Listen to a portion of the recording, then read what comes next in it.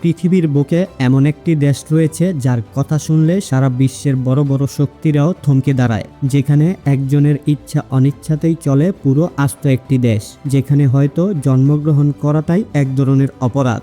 হ্যাঁ, আমরা কথা বলছি কিম জং উনের একচ্ছত্র শাসন করা দেশ উত্তর কোরিয়া নিয়ে, যা কিনা বাইরের পৃথিবীর কাছে এক ধরনের রহস্য হিসেবেই চিহ্নিত। কিন্তু আজকে আমরা সেই রহস্যের পর্দাই ফাঁস করব। আজ আপনাদের দেখাবো এমন কিছু ভিডিও ফুটেজ যা উত্তর কোরিয়া সরকার সারা বিশ্ব থেকে লুকিয়ে রাখতে চেয়েছিল। শুরুতেই দেখুন এই মানুষটিকে, নাম তার কিম ডং চোল, কিন্তু উত্তর কোরিয়ায় তার পরিচয় ছিল একজন জেলবন্দি কয়েদি হিসাবে। একজন আমেরিকান ব্যবসায়ী হওয়া সত্ত্বেও 2015 সালে তাকে আমেরিকার হয়ে গুপ্তচর বৃত্তির মিথ্যা অভিযোগে গ্রেপ্তার করা হয়, আর যথেষ্ট কোনো প্রমাণ ছাড়াই তাকে 10 বছরের কঠিন কারাদণ্ড দেওয়া হয়। দীর্ঘ 950 দিন নরক যন্ত্রণার পর অবশেষে 2018 সালে তিনি জেল থেকে মুক্তি পান। তার চোখের সেই আতঙ্ক আজও বলে দেয় কিম জং উনের সেই জেলখানা কতটা ভয়ঙ্কর এবং রহস্যময়। উত্তর কোরিয়া বিশ্বের মাঝে নিজেদের খুব উন্নত দেখাতে পছন্দ করে। তারা বোঝানোর চেষ্টা করে উত্তর কোরিয়ার নাগরিক এবং তাদের অর্থনীতি অনেক শক্তিশালী। এই ফুটেজটি লক্ষ্য করুন।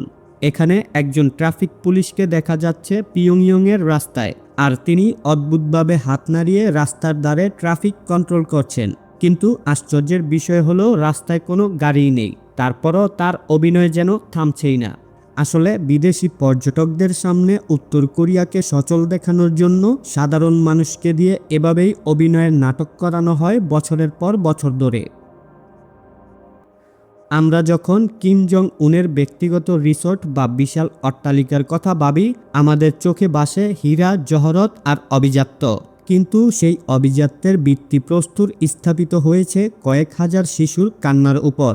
এর পেছনের সত্যটি জানলে আপনি হয়তো শিউরে উঠবেন।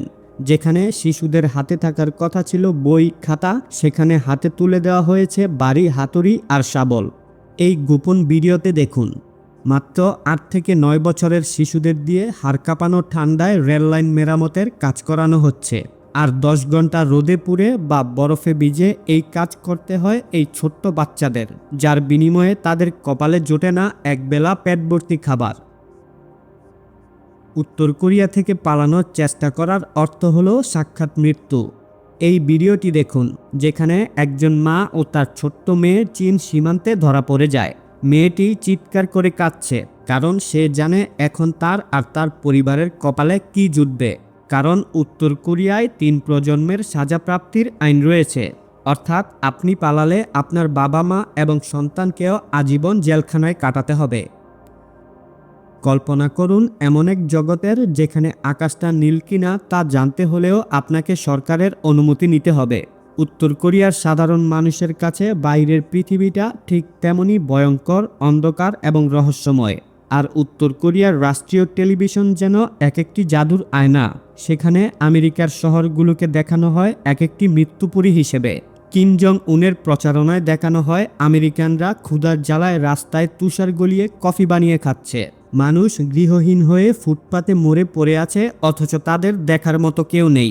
এমনকি পাখি শিকার করে পেট ভরানোই সেখানে বেঁচে থাকার একমাত্র পথ।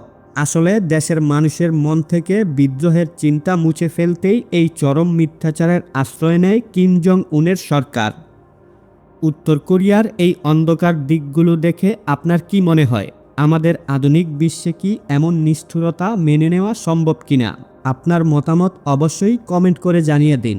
ভিডিওটি ভালো লাগলে লাইক করুন এবং এমন সব রহস্যময় ভিডিও নিয়মিত পেতে আমাদের চ্যানেলটি সাবস্ক্রাইব করে পাশে থাকুন।